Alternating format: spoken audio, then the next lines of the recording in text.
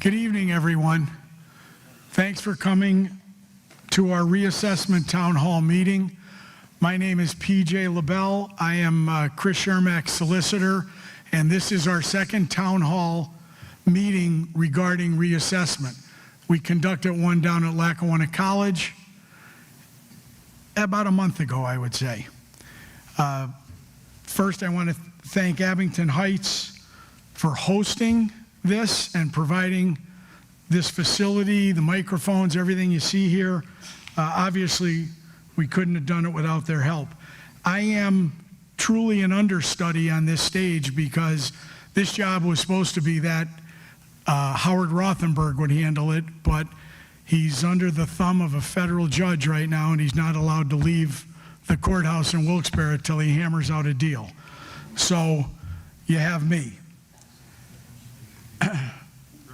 We're here because there are widespread concerns regarding reassessment and how it's going to affect every property owner in Lackawanna County. There's over 110,000 properties in Lackawanna County that were reassessed or revalued. And the statements of those valuations were just sent out on June 20th, Friday, June 20th. They had to go out on Friday, June 20th because they have to be out 40 days before the appeal period starts, and that starts on August 1st. Tonight, we're going to hear from a panel of people that I call friends and people that I believe are experts in their field. Commissioner Chermak is going to talk about various issues, including clean and green, including some of the concerns he's been hearing as he's traveling around the county. We have Attorney Pat Lavelle to Chris's left. Attorney Pat Lavelle has been a member of the bar for over 50 years. He's been involved in private practice. He's focused on residential, commercial, institutional and industrial real estate, conveyancing of properties, financing, zoning appeals, subdivisions, and land development. As long as I have known Pat Lavelle, he has been at the top of the attorneys in Lackawanna County that handle real estate matters. And when I have questions, I go to Pat. Next to him is Attorney Anthony Loma, who I have the pleasure of practicing in the same building with, and he always surprises me with his intelligence. Again, he is very well versed in real estate, which is why he's up here. I forgot to mention that Attorney Lavelle will be dealing with the commercial industrial aspects of reassessment. Attorney Loma, who has been in private practice since 1983, he's been in-house counsel to several public utilities. He's been in private practice since 2003. He's been an assistant Lackawanna County solicitor for 10 years. He's been an attorney for the Lackawanna County Judicial Tax Sales, and he was the chairman and member of the Scranton Planning Commission for 10 years. He will be addressing residential real estate concerns. And at the end, last but not least, is J. Conrad Bosley. Conrad is a graduate of the Wharton School of Finance and Commerce at the University of Pennsylvania. He's a certified residential appraiser since 1991, and he will be addressing the need for appraisals, how you go about finding someone to do the appraisal, and how it will benefit you if and when you appeal your assessed values. We're encouraging active participation at the end of the presentation with questions and answers. We again want to welcome you and thank you for taking the time to be here. And I see a lot of people in the back, which is fine if that's where you want to be, but this isn't church and we're not going to be passing a basket. So if you want to move down front, you're more than welcome to. So without further ado, I will introduce Commissioner Chris Shermack, who has been fighting for the residents and taxpayers of Lackawanna County throughout this whole process. Chris?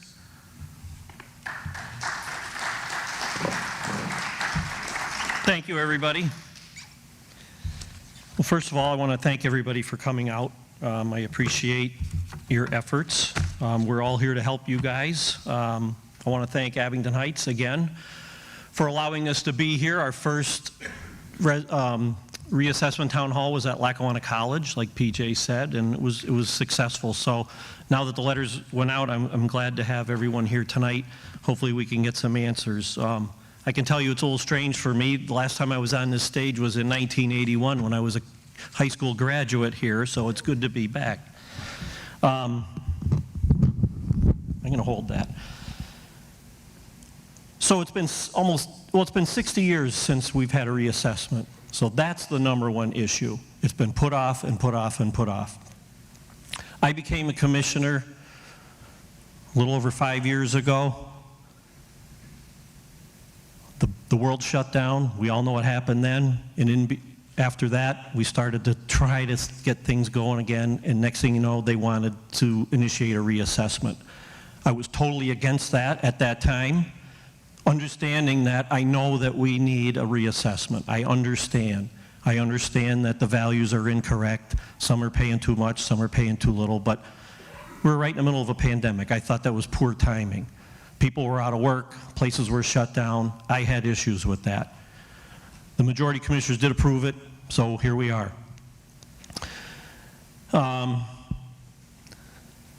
Then it comes to last year, which was another battle that I had, was the massive tax increase that we were blessed with last year, 33%. So you put that on top of a reassessment, increased values, increased taxes. This is not good for anybody. So I have some concerns, and that's why I've been wanting to do this and get everybody here to get questions answered. But remember, I'm on your side.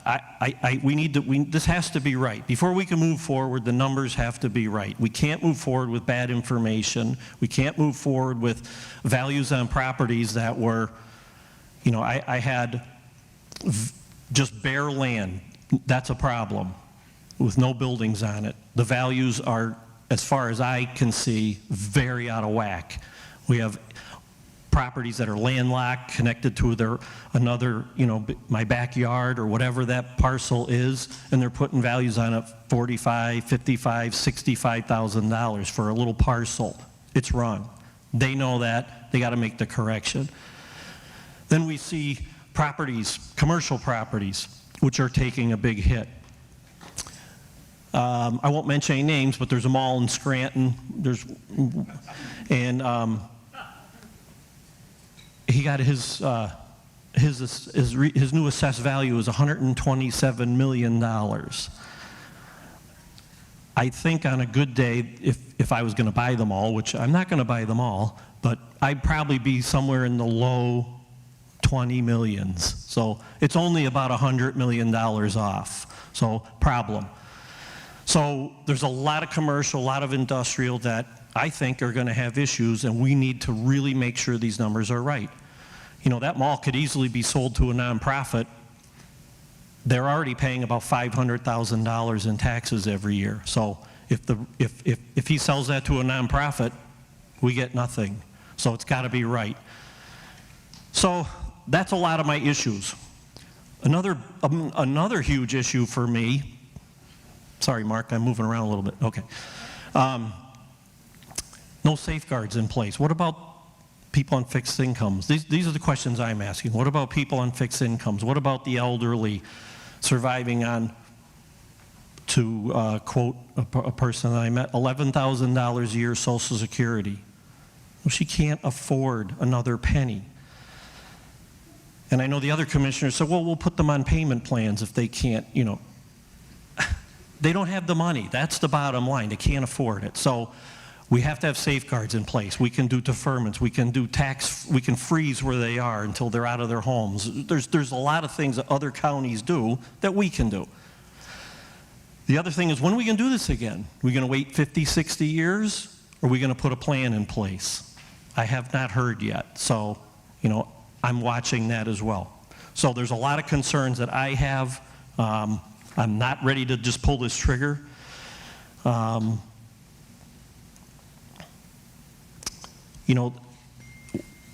The one reason why they wanted so hard to get that tax increase through is because you can't raise taxes in a reassessment year. So next year coming, they can't raise them. So it's already done, so don't worry. They got that covered.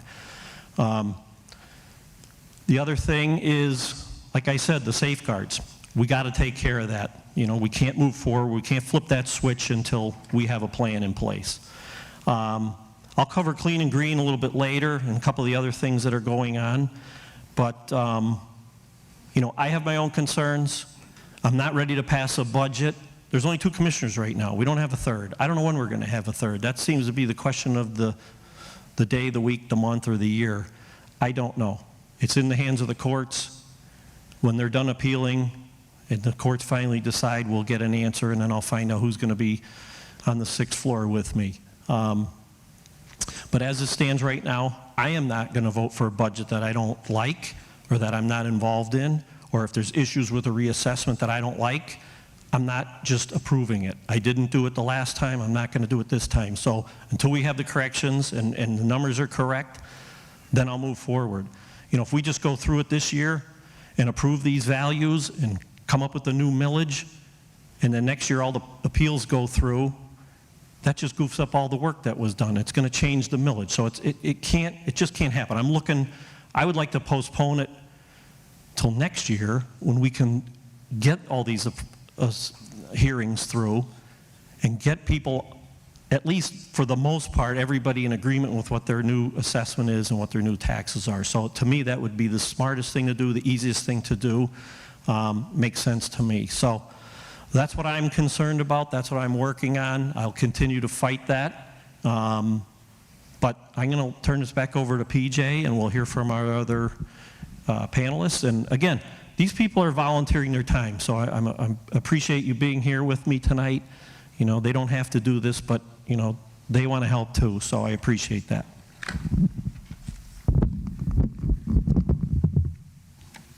Thanks, Chris. Chris mentioned one horror story. I can give you another horror story. Friends of mine and friends of some of the people up here own a small business in downtown Scranton.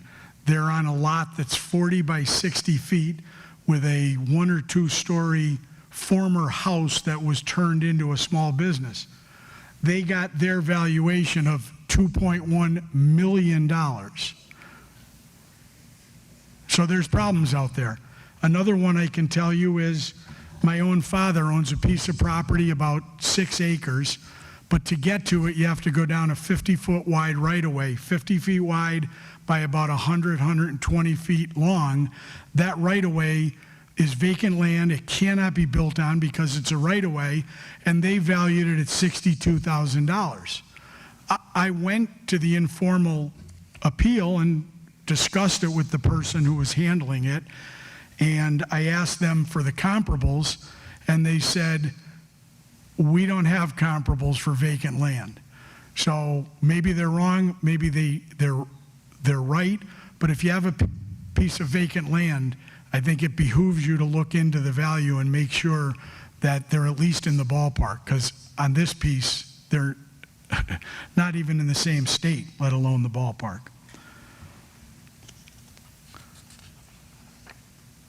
At this time, I would ask Attorney Tony Lohman to come up and talk about reassessment with regard to residential properties, which I'm sure is an issue for most of the people sitting here today. Tony, you can do it from there? I'm going to do it from here. Thank you, PJ. Yep. As Chris mentioned, it's been almost 60 years since last reassessment. It's new to most of us. I was alive when I was a kid, and nobody cared back then. The real estate assessments are governed by Pennsylvania statute, and it's the Consolidated County Assessment Law. As everybody knows or should know, your taxes are based on two factors. Whatever your assessed value is times the millage. And the millage is a certain amount per $1,000 of the assessed value.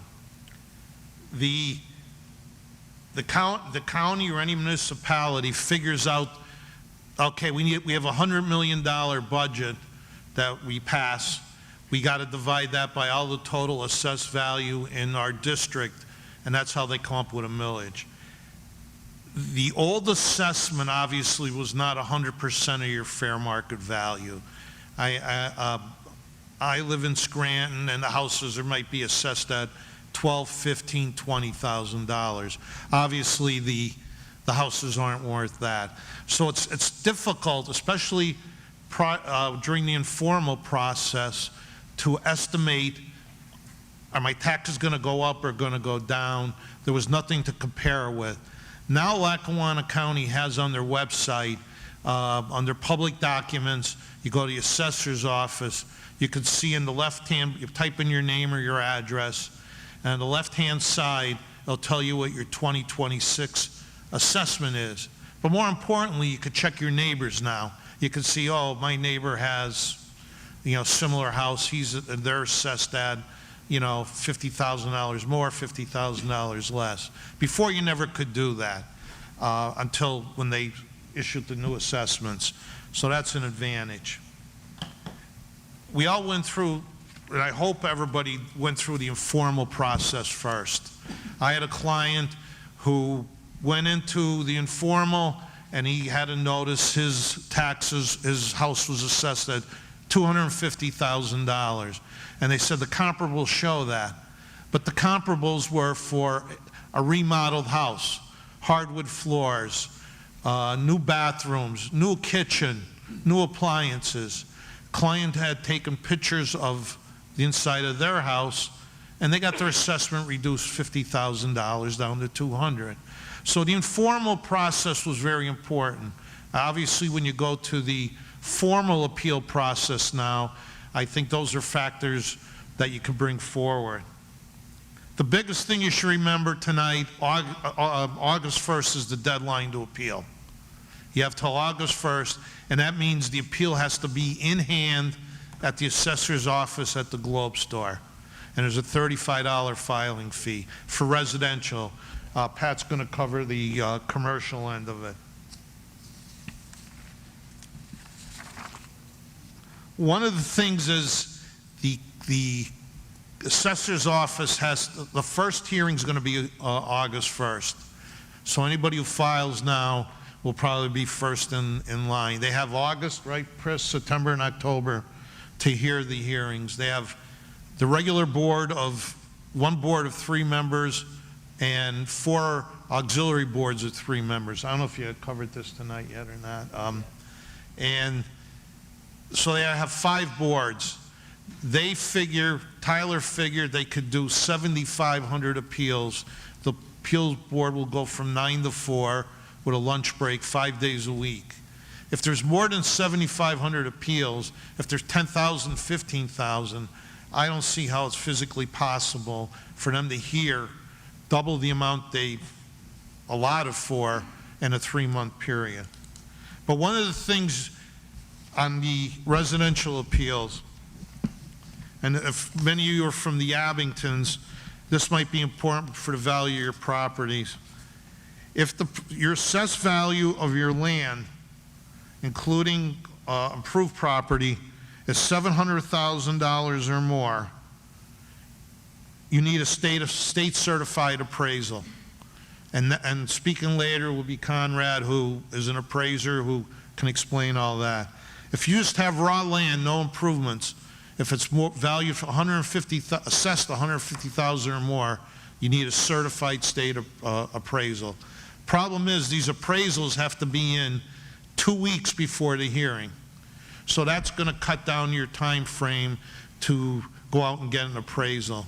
So one of the things is, if you're mandatory to have an appraisal done if you're appealing, or if you want one, which I think I suggest people get one, get your appraisal done immediately, and then set your hearing date and appeal, so you have time to do it. But again, August 1st is the most important date you should take away tonight. October 31st is, under statutes, the last day to hear appeals, and then the county, under the statute, is November 15th. I think the county said November 14th.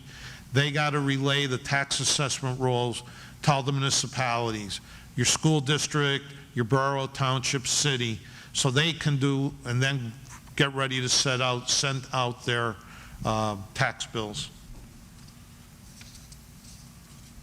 But again, I strongly suggest getting an appraisal, and if you're mandatory to get one, either way, contact an appraiser immediately, because I'm assuming they're going to be relatively busy.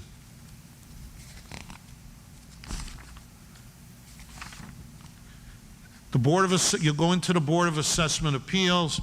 There'll be the 3-member board there, and they're going to have what Tyler did in their comparables. And again, you got to check in the comparables if it's a finished house that was totally remodeled versus one that hasn't been touched in 20, 30 years. You might have the same square feet, the same number of bathrooms, same number of bedrooms, but there's a big difference between having a totally refinished house that they're using as a comparable and your house that hasn't been updated.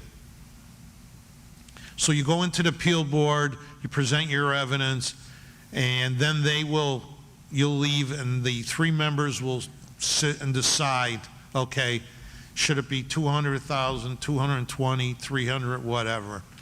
And they'll get a written decision. And I believe it's a 30 days, Pat, to appeal. You'll have a 30-day appeal period to the Court of Common Pleas. And at that point, I believe you should get an attorney before you go, when you go into the appeals board, but you're going to need an attorney for the Court of Common Pleas. There's certain rules, the county has local rules regarding appeals. You service on certain people and filing certificates of service. You miss any of that, your appeal is thrown out.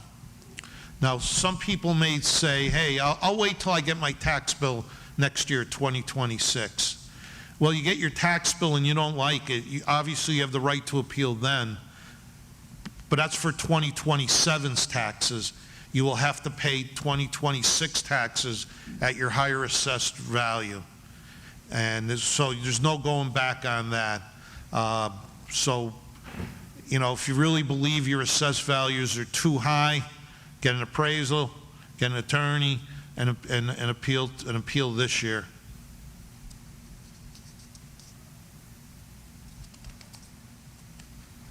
But again, August 1st, $35 fee.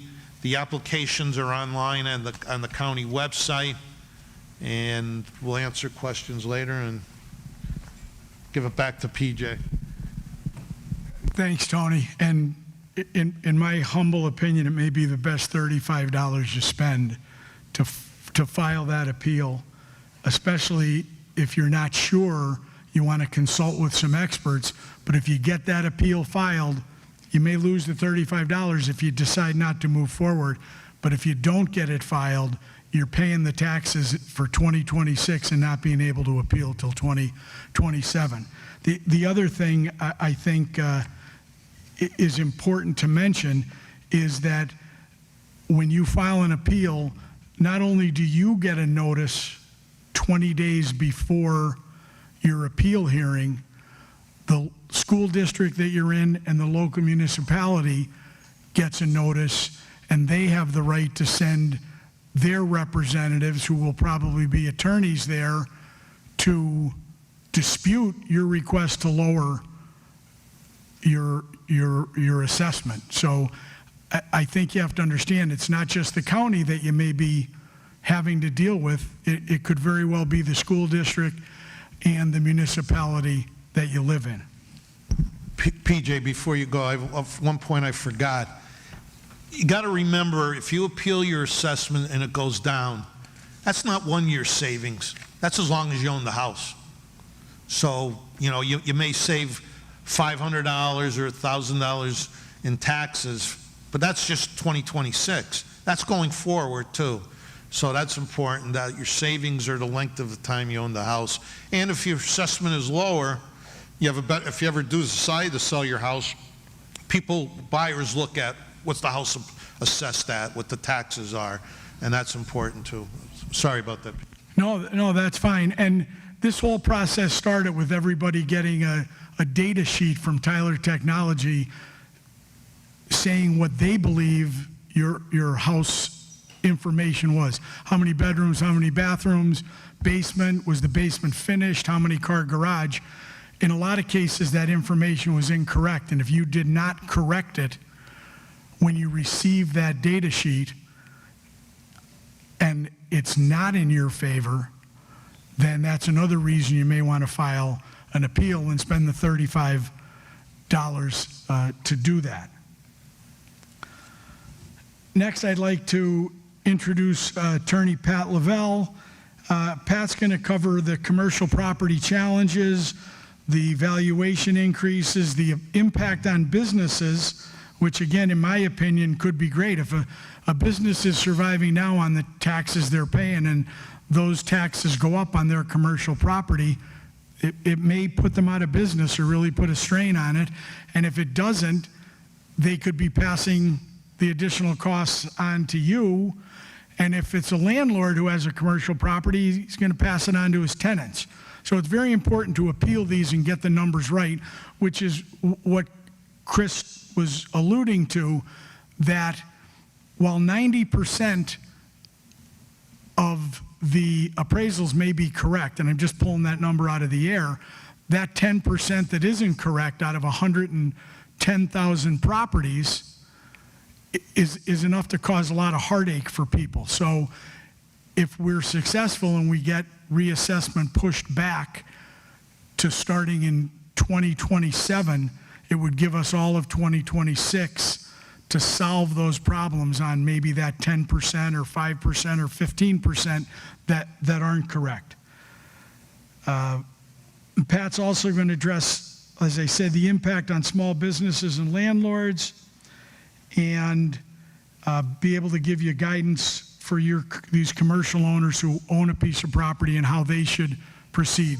So, Pat, if you'd like to step up.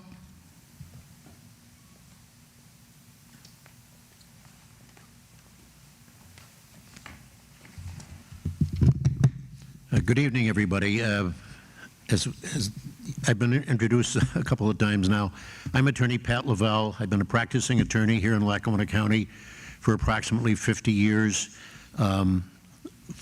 specializing in real estate practice, and I've helped hundreds of people with assessment appeals.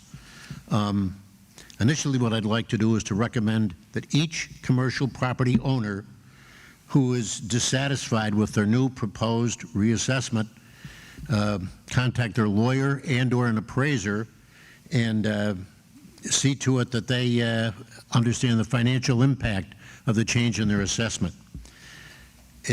I'm going to stick close to exactly what the new procedure is because it is new. It's important to recognize. Mark said you don't have to hold it. It's causing a problem if you can. Okay. Or you can take it out if you want to take it. Could I do it like that? Yeah, that's Okay. Thank you. Excuse me. Okay, so it's important to recognize that the new procedure, which is utilized by the Lackawanna County Board of Assessment, is much different than it was before.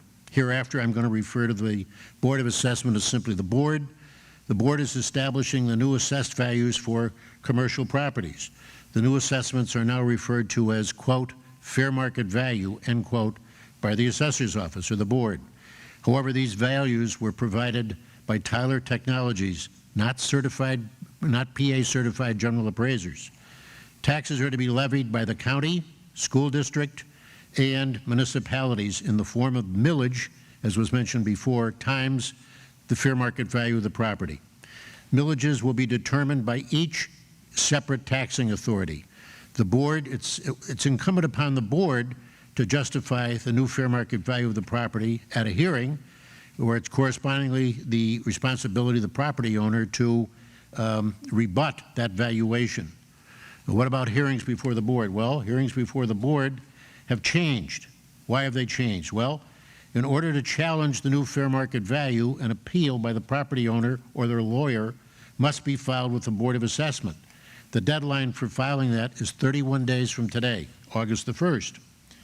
You must use the board's form or application to do this.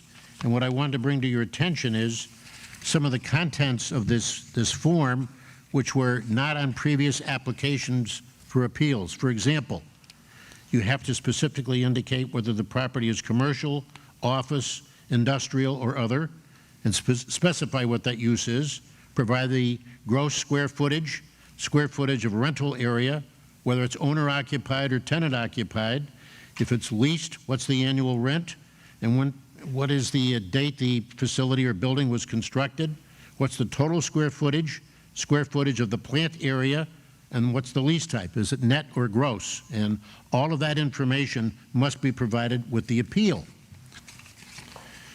I strongly recommend that if you are dissatisfied with the commercial property owner's advice, what has been provided as a new valuation, then you should get an appraisal from a PA certified general appraiser so that you have an opinion of fair market value that you can rely on at a hearing.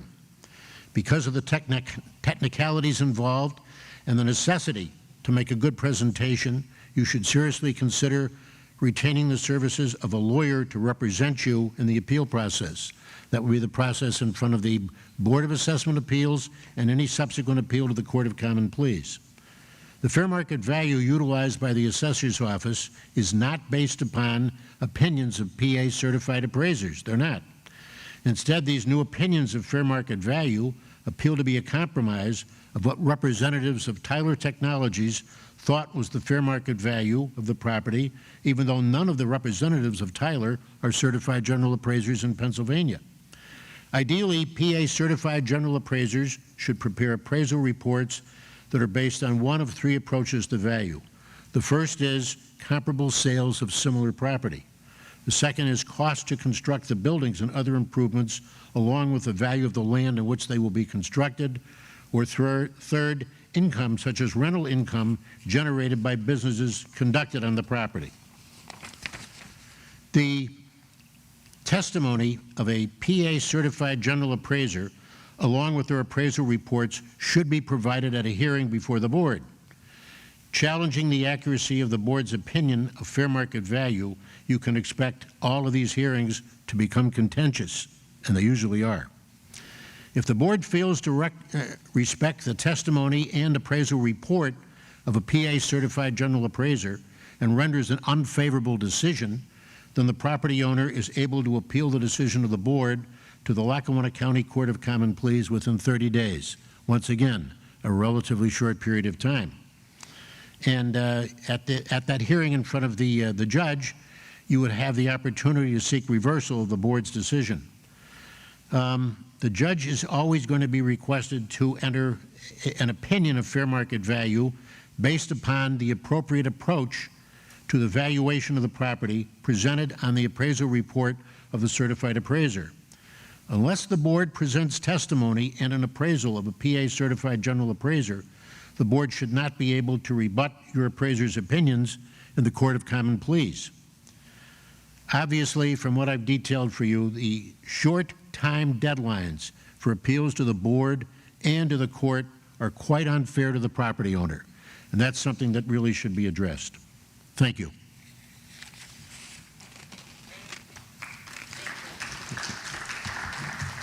Thank you. Thanks, Pat. I know everybody appreciates that. And just to underscore a point that Pat and Tony both made, a bad appraisal is the gift that keeps on taking from your wallet as long as that bad appraisal stands. So this is your opportunity, and you only have until August 1st to exercise that opportunity. Next, I would like to bring up our professional appraiser, J. Conrad Bosley. He's going to talk about comparables, the definition of comparables, the role of appraisers, with regard to Tyler Technologies findings and tips for getting strong comps if you choose to go it on your own. If you choose to hire an appraiser, they'll help you with that, but Conrad will address both. Thanks, Conrad. Come on up.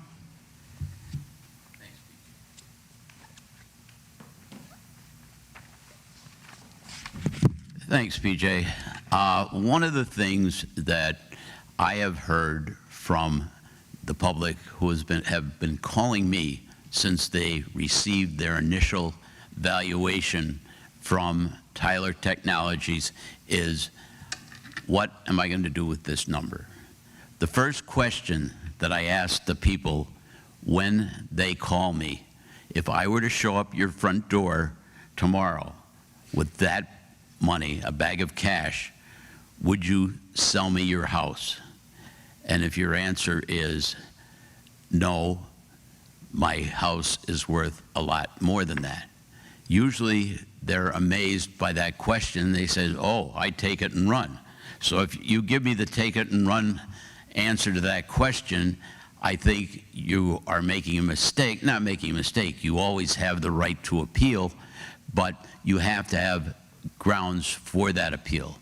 One of the things that they want you to do, and it states in, if your property is worth less or assessed at less than $700,000, they want you to produce photos and assessed values for 3 comparable properties that were sold between January 1st of 2022 and June 30th, 2024, a year ago today. Properties should be of similar style, quality, and or condition, living space within 500 square feet, and located in the same developed municipality and school district. They make it sound very simple.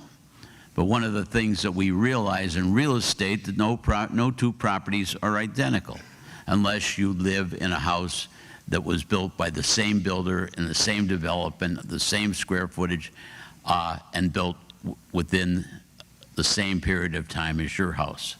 So what you have to do is, usually, I suggest, don't hire an appraiser first. If you have a friend who's a realtor who might have information to the data that's not available to the general public about homes that have sold in your neighborhood.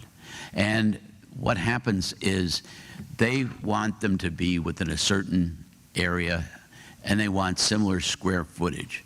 Now, what happens as an appraiser when I am going out to appraise a property, usually for an estate, a divorce, a bank loan or something similar to that, the requirements are the same for these appraisals. But what happens is you are usually expanding the area to find the same square footage.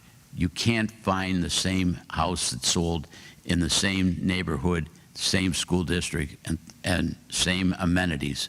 So you have to try to find this information, and I would suggest checking with the realtor, or if you call me, I could help you or give you a source where you might find that.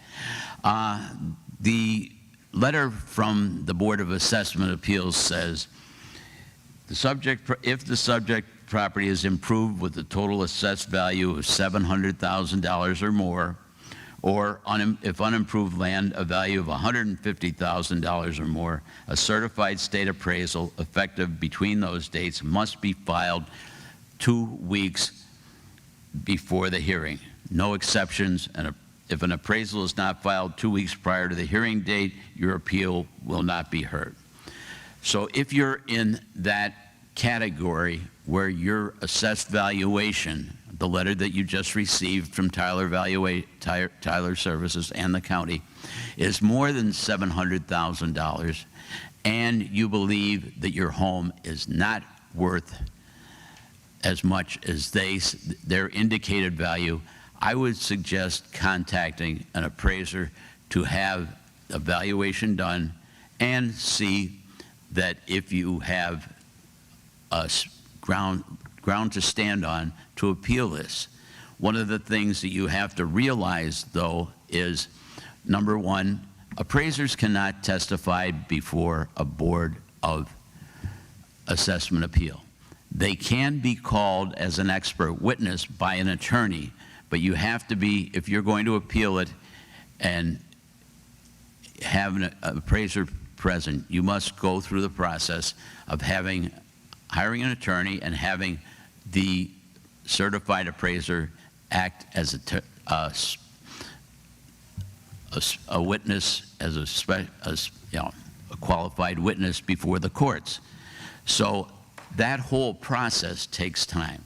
So once again, I would suggest that if that's the process you want to go through, that you do it as quickly as possible, and also get your hearing date scheduled as soon as possible. I have found throughout Lackawanna County, people that have talked to me about valuing land. I have no idea how Tyler Technology valued vacant land in Lackawanna County. I have seen, I mean, you've heard people say about the different valuations on different properties. I have people with a quarter an acre of land that it's in Newton Township. In Newton Township, you need 2 acres of land to build a home. So a person with a quarter of an acre or an acre of land in Newton Township is, is stuck if they have a piece of vacant land in that,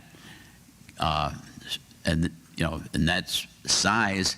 It's not buildable, it's not marketable, and the only value that it has is as an incremental package, an incremental part to their original appraised property.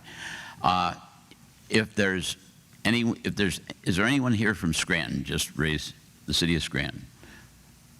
Okay, well, the reason I ask that is because the assessment report that we received within the past 3 or 4 days broke out the value of your land and the value of the improvements. The city of Scranton is the only municipality in Lackawanna County that taxes land at a different rate, a different millage than the improvements. So if anybody's from Scranton and want to talk to me, I can discuss that later. But once again, get the information, see if you can find comparable sales in your area. There are, as I said, there's Realtor.com, there's Zillow, where you can look to find properties that have sold, that are similar to your property, that have transferred between January 1st, 2022 and June 30th, 2024. Thank you very much.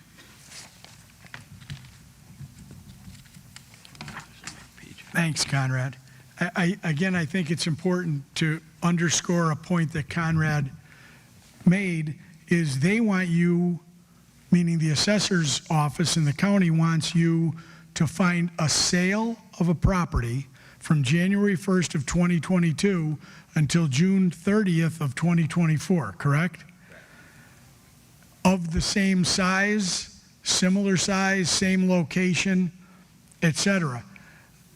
We live in a pretty stable community, especially up here in the Abingtons. There's not as much turnover as they're anticipating, so it might be hard to find a house in your development that's sold during that period that mimics the size and configuration of your house.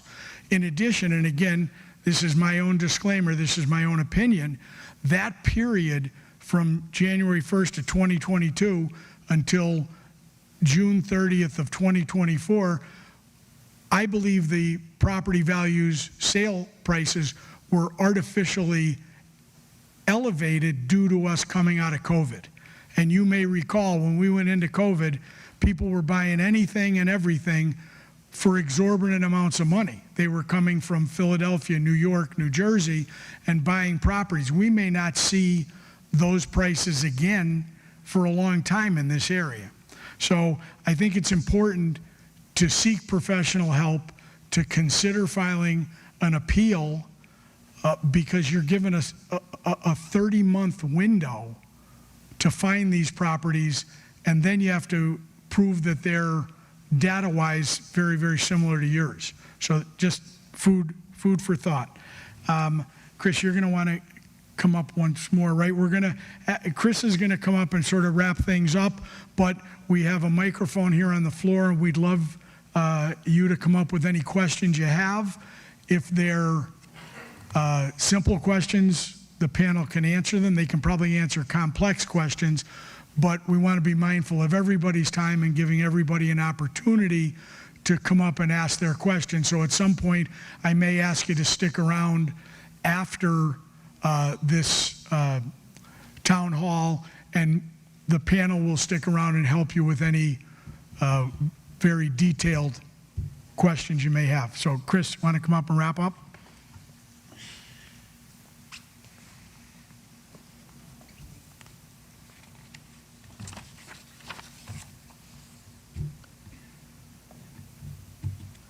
Well, a couple things that I wanted to cover are some of the incentives that you can use. But that was a good point what PJ brought up, that the period that we're using to value or to compare our houses to was the housing boom. Now interest rates have shot up. I think the house prices have come down. So it's not an accurate, to me, that's not a fair comparison. So I'm going to fight my own, and I'm going to get some comparisons, but I'm also going to get values and some comparisons from houses that are on the market now and what they're asking, because I think you're going to see a difference between a year or so ago and what they're asking now. We'll see. A couple things that are available, especially in the outskirts and in some of the more rural areas, are Clean and Green, that program that's out there. Clean and Green is something that is for people that own property that's 10 acres or more. And if you have 10 acres or more, you can apply for the Clean and Green program. That's state law, which thanks to Keith Eckel, which he fought for that here many years ago and got it to Pennsylvania to utilize it. Unfortunately, Lackawanna County didn't recognize it, so they didn't apply the common law ratio, the right numbers to the program. So it's been ineffective until now. That's one good thing about the reassessment. They're going to utilize these numbers. It's going to drastically, as much as 70% less of what your taxes will be. So anybody that owns property like that, 10 acres or more, apply for the Clean and Green program. You're going to benefit tremendously. Now, there are some things with that. If you decide you want to sell your property, subdivide your property, sell it off, there's penalties. You can get out of the Clean and Green program. They're going to go back a few years. They're going to get the tax money that you would have owed plus some interest. So you will pay back some taxes, but you would have saved some in the meantime. Other things that are out there is the Homestead Act. You put your house in the homestead. If it's your primary home, you'll get some discounts there. Being at your homestead, on your school taxes, it'll be applied. I did that with my own house, and that's what everybody should do. For veterans, if you're 100% disabled, you don't have to pay property tax, and that's wartime veterans. There's different periods, World War II, Korea, Vietnam, and you had to be wounded during the war. But if you're 100% disabled, you get your tax deferred. Now, I talked earlier about safeguards. I'm going to still push for that. I talked about deferrals, people on fixed incomes. There's circuit breaker programs that they put in place. They freeze their assessments where they are now. There's gradual phase-ins of increases. That's what some other counties do. So other counties are addressing these problems, and they have things in place. I don't have to reinvent the wheel. We can apply these. So I'm trying to get that through as well. I think that's really all I wanted to add on some of the discounts that are available. I think we can start asking if anybody has questions. I'd really like you to come up, and we'll do our best to answer them. You could take this all. Thanks, Chris. And that bill that Chris was talking about with regard to veterans being disabled from, who served in wartime, I believe there's a bill being introduced in the state legislature that would extend that to non-wartime fully disabled veterans. So you should keep your eyes and ears open for that. I can add to that, too. I've been talking with our new Congressman, Rob Bresnahan. I've asked him to look into looking at legislation to, if a veteran passes away, that the benefits go to the surviving spouse. So that's something that they don't have now. He's going to be looking into that. He liked the idea, so I'm hoping that maybe we can get some help. I just lost a good friend, not just last week, veteran, and you know, his wife now does not have anything. So hopefully he can do that. That would be nice. Okay. Want to come up? We'll go this side, then this side. We'll go back and forth. Come on, sir. Would you state your name and where you're from, please? Gary Duncan from Dunmore. This is the first meeting I've been at. I missed the one that was held back at Lackawanna College. So some of the questions I have may be redundant, but I would still very much appreciate it. And if you can help me out, the length of time, if we do appeal, and what is the length of time that they give us for a hearing? Do we have 15 minutes? Is there a time frame?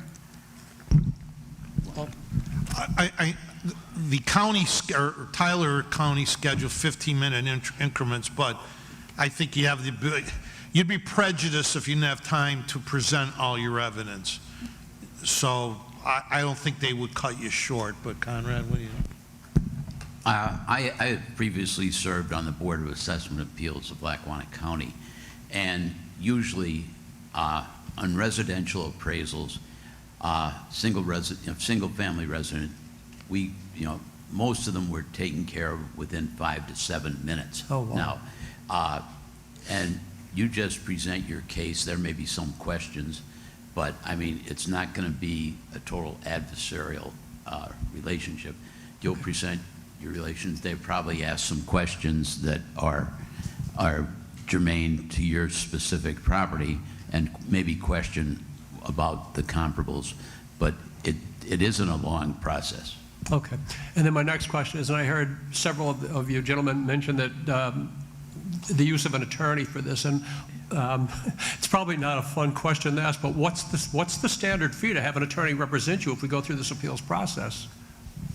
Well, there's 3 attorneys up here. I'm not going to answer that question. Well, no, I'm sorry, Conrad, I'm looking at you, but anybody can answer the question. I mean, the appeal process in front of the Board of Assessment Appeals, as Conrad said, is it should be relatively quick, and that won't be expensive. But if you go to the Court of Common Pleas, now you're going to have to file a complaint. There'll be answers done to the complaint filed by the municipalities, maybe some discovery, and that can chew up some money. Oh, wow. But remember, whatever you save is not 1 year saving, it's a continuation of savings. And also I wanted to bring up another point. If you get an appraisal done, you can use that at the Board of Assessment Appeals. But now, as Conrad mentioned, you have your expert witness not only there, but then when you go to the Court of Common Pleas. But I have to have an attorney to have the appraiser testify, correct? Well, he would be would call the appraiser as an expert witness. Okay. And if you're going to bring an appraiser in, you probably should have an attorney, because it's more of a formalized than just saying, hey, here's my pictures, here's my my values. That's my opinion. I don't know. Gary, the other question you have to ask yourself, though, is what's it going to cost you if you don't? Right. And as Tony said, if you're living in your house and you're going to be there another 20 or 30 years, there's a lot of money you could be leaving on the table. Right. I know there's a lot of folks that want to speak, but in response to that, I can say this. I'm on Social Security. I'm sure there's a lot of people here in the audience. I'm a former chairman for the Pennsylvania Council on Aging. I represented 67 counties, 52 AAAs. I know. I don't know how they did the improvements, how they came up with them. I have my letter with me. I'm absolutely flabbergasted, but I can tell you this, I'm just going to throw some numbers at you. And I wish our other commissioner was here tonight, and I wish other elected officials were as well. Lackawanna County, 12% of this county's disabled population. Our poverty level for Lackawanna County is at 14%. Those are numbers that are significant. They're not going to be able to afford an attorney or to get an appraiser. The median income, I live in Dunmore. Our median income level, anybody here can find this on U.S. Fast Check, the U.S. Census Fast Check, $37,494. That's the median income. So how are we going to be able to afford this? This is what I've heard my entire life. I'm 72, never missed an election, ever. I take great pride in that. But this is what I can tell you. My entire life, I've heard politicians on all sides say that they want to keep us, the senior citizens, in our homes.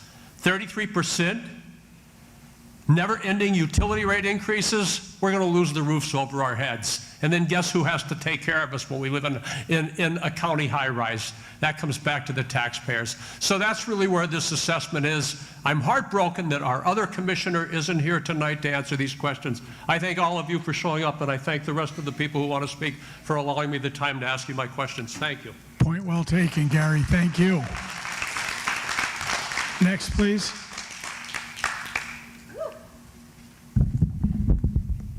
Good evening, gentlemen.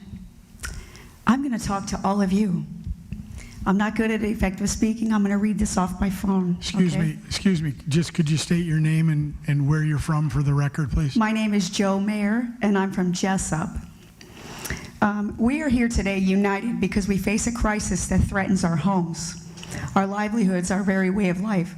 The county's 33% tax increase and flawed property reassessment by Tyler Technologies have pushed us to the breaking point. For too long, we've been ignored, dismissed, and burdened by a system that seems to care little for the people it claims to serve, especially our elderly, our neighbors on fixed incomes who now fear losing their homes they've worked a lifetime to keep.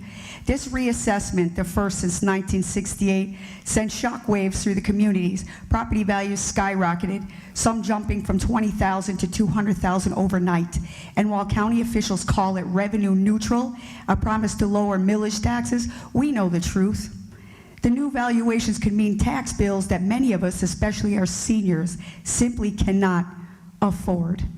Without clear protections or relief programs, our most vulnerable are at risk of being taxed right out of their home. This is not just unfair, it's unconscionable. The process itself is a mess. Tyler Technologies paid over $5 million of our tax dollars, has delivered valuations that feel arbitrary based on aerial imagery or neighborhood sales that don't reflect the reality of our properties. The appeals process, it's a maze designed to overwhelm, from informal reviews to formal appeals requiring evidence like comparable sales or photos of property damage. It's a burden too heavy for many, especially our elderly, to navigate alone. And with up to 10,000 appeals inspected, the system is set to buckle under the weight of our collective frustration. We've tried to be heard. We've attended these town halls, hoping for answers, only to find a false sense of hope. These meetings let us air our grievances, but they offer no real solutions. The majority of officials in our county, alongside Tyler Technologies, acts like a juggernaut, unstoppable, unaccountable, and indifferent to our struggles. They've shown us they don't care, but we are here to say we will not be bent over and forced to take it anymore. So what do? We rise up together. The only path forward is to fight back with the strength of our unity. Perhaps we can form a class action lawsuit against Lackawanna County and Tyler Technologies, and now mentioning the school boards and municipalities with their attorneys. And by the way, who could afford an attorney? Retainer fees can be upwards $1,500, $2,500, $5,000, $7,500, and you're up against this juggernaut. They have attorneys with endless monies, okay, to argue us. Is this a land grab? I'm just saying. I mean, what do we do here? And we have to pay for it? Why do we have to pay $35 for an appeal? Okay? That doesn't make any sense. Why do we have to pay filing fees? That doesn't make sense. What if it's somebody that doesn't have the money? What if somebody doesn't even have a car? Okay? Or they're not tech savvy enough to go on their website to fill out an appeal, right?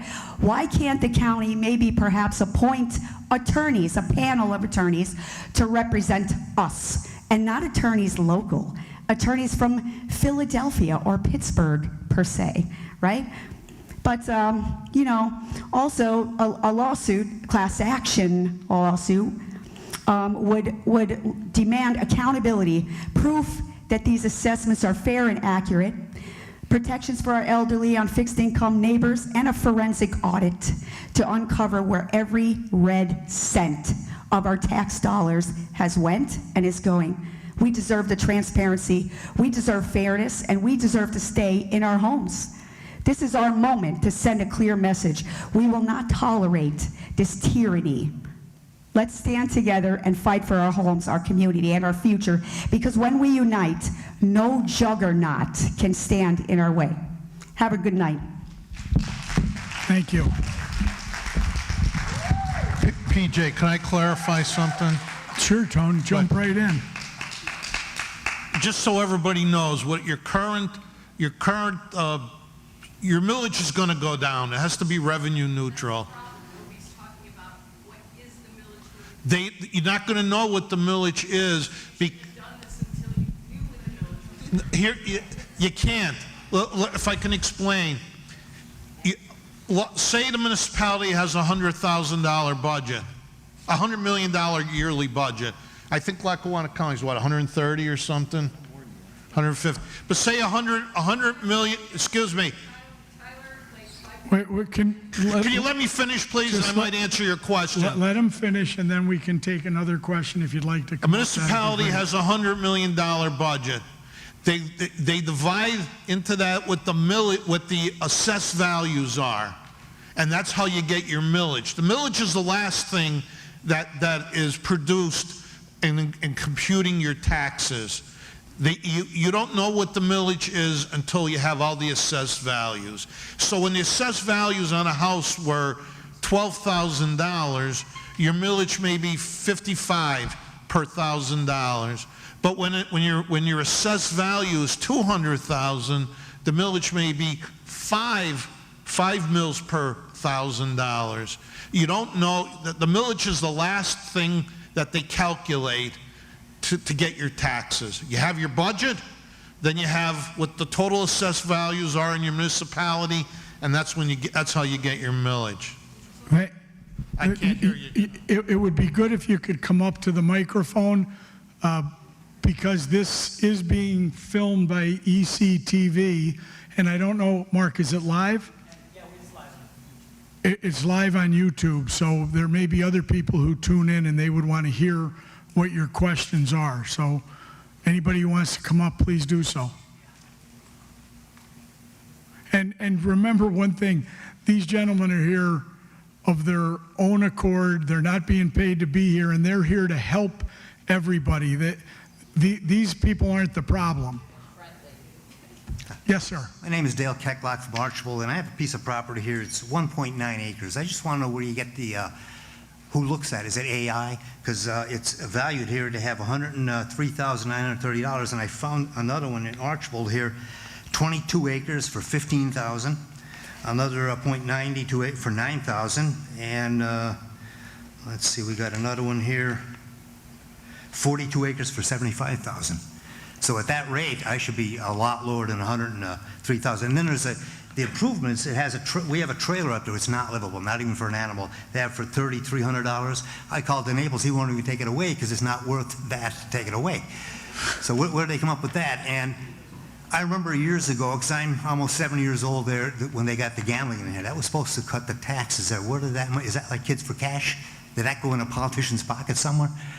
I'm a researcher. I know more about this county than probably they'd like me to know. And I know, but what happened to that money that was supposed to help alleviate the property taxes?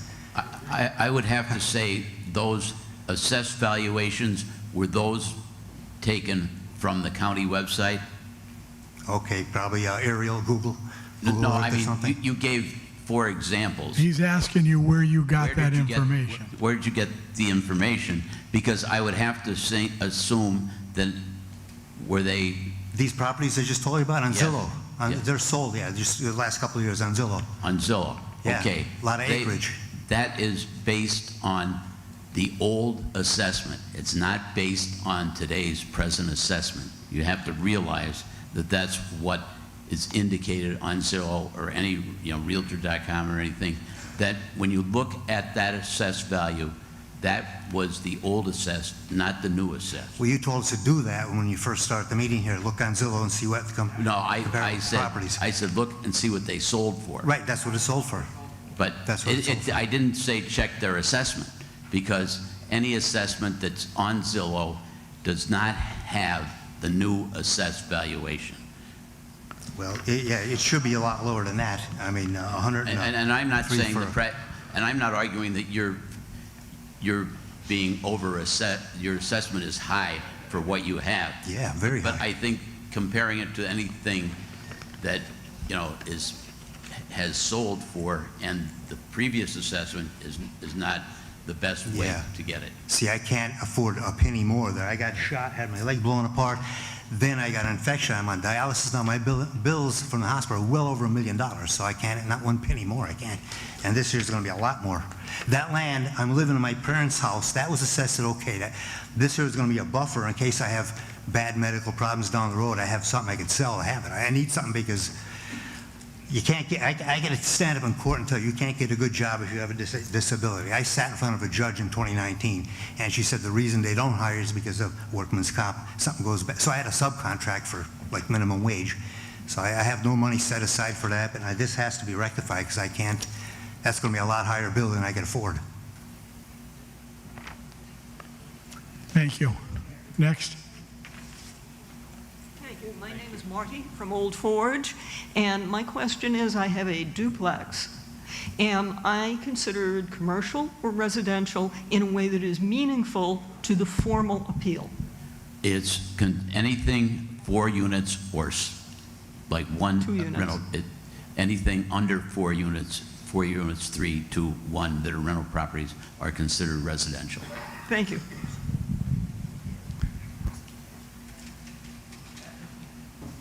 How you doing? My name's Nick Mio. I'm from North Abington Township. I inherited my parents' home, which was done in the 60s, so it's old. They're both dead now. It was built on 1 acre, and early in the 70s, they bought another acre separately, planning on putting another house there, which they never did.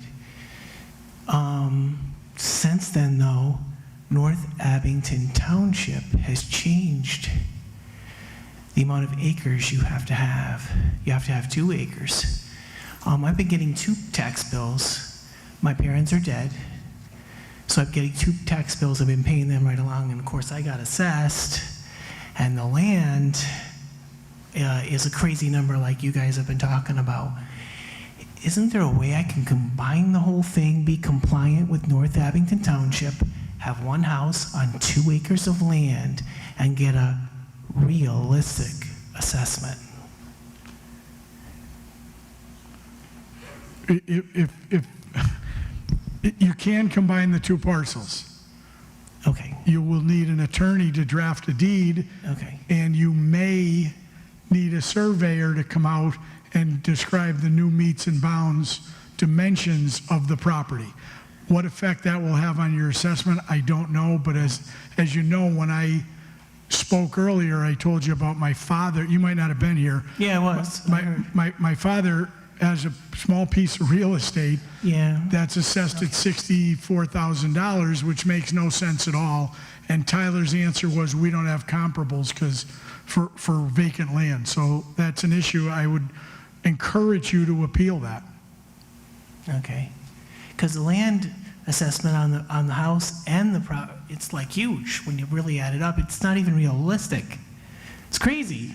And those are some of the holes that we've been Yeah. finding with regard to So my new thought was assessment. combine it, be compliant with North Abington Township, have the 2 acres, all on 1 deed, be compliant, and get a realistic valuation. That's a good question, and I would encourage you to consult with an attorney. Thank you. Yep. Next. Good evening, Joe Rappengluck from Dalton. I got two easy ones, then a little bit of an editorial. Non-permanent structures, like a carport or like a T-town shed or something like that, do they figure into the assessment? Because they put it on my paper.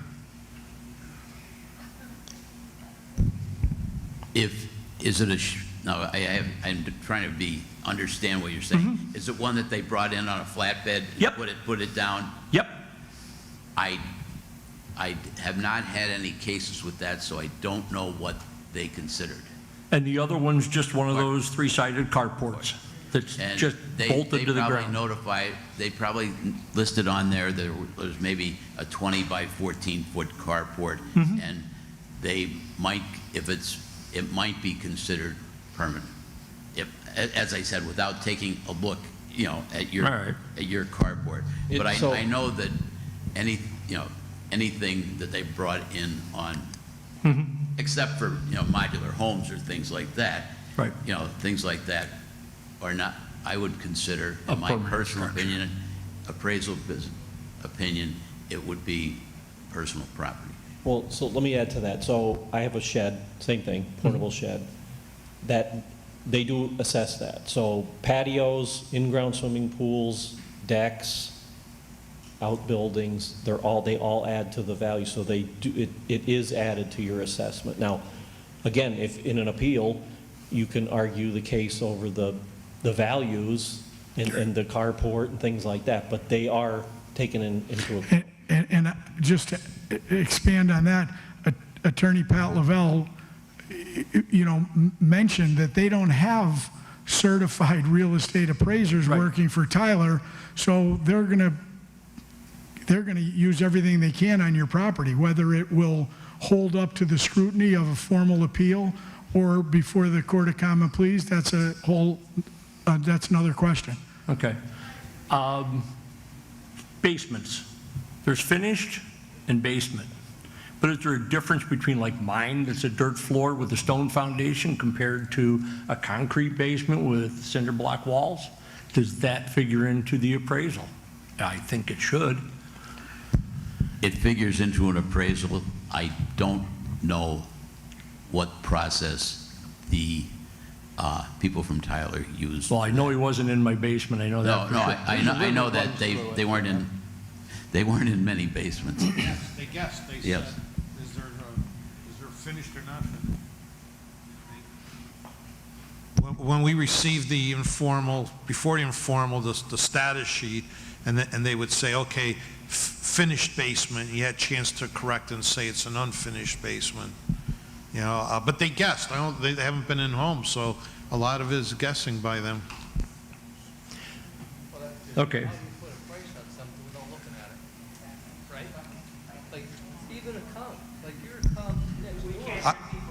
Yeah, I agree. The question was, how can you put a price on something when they don't look at it? And that's why I said earlier, when I had a client who got $50,000 reduced from his his fair market value because he showed, I have an older kitchen, I have an older bathroom, I have this. And that's where you have to take photographic evidence to show, yeah, this is the inside of my house. It doesn't have a finished basement. I only have one bathroom, not three. I only have two bedrooms, not four.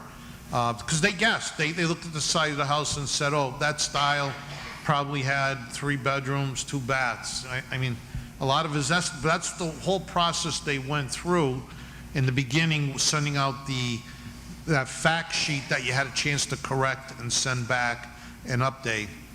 And hopefully everybody went through those processes. My concern, I think, is similar to what the lady behind me was saying. The millage, to me, it sounds like a crapshoot because I have to live within my budget. If the millage puts me out of my budget, I can't call Social Security and say, I need a raise, you just raise my taxes. I can't do that. But you can just arbitrarily say, well, this is our budget, so you have to take this millage because that's what our budget is. Do I understand that correctly?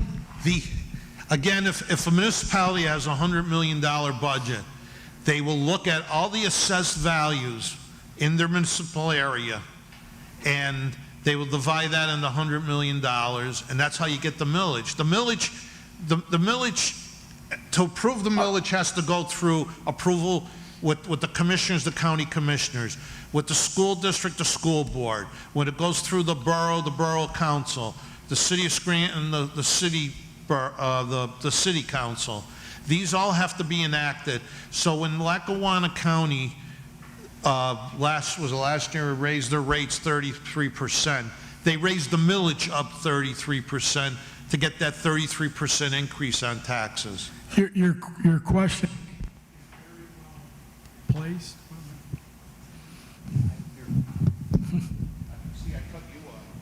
Cut my microphone off. Your question is very well placed, and in a sense, you're putting the cart before the horse, because when you don't know the millage, I think it's important to know that Lackawanna County and the school district you live in and the municipality you live in, the revenue they receive after reassessment has to be revenue neutral. It can't be more than they received in 2025. So 2026, under the new assessed values, they can't receive more than they received in 2025. However, there's a rule of thumb that it doesn't mean that your property is going to be revenue neutral. They say a third of the people will pay more taxes, a third will pay less taxes, and a third will stay the same.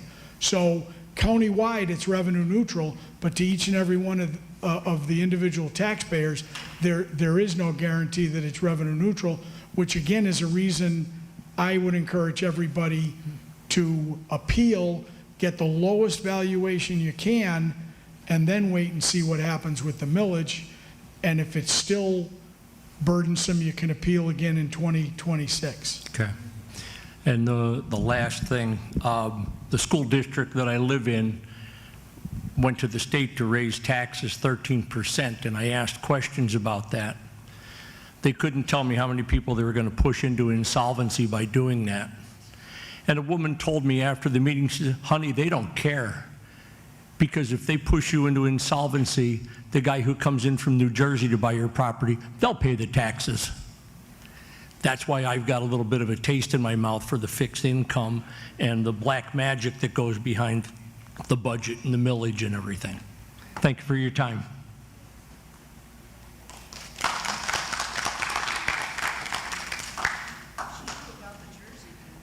Hi, my name is Maureen. I live in South Abington Township. And this is just a very basic question that I've had since all of this started. And especially now finding out that this Tyler Technologies isn't even licensed or certified in Pennsylvania. How were they vetted and how were they chosen and how much are they being paid?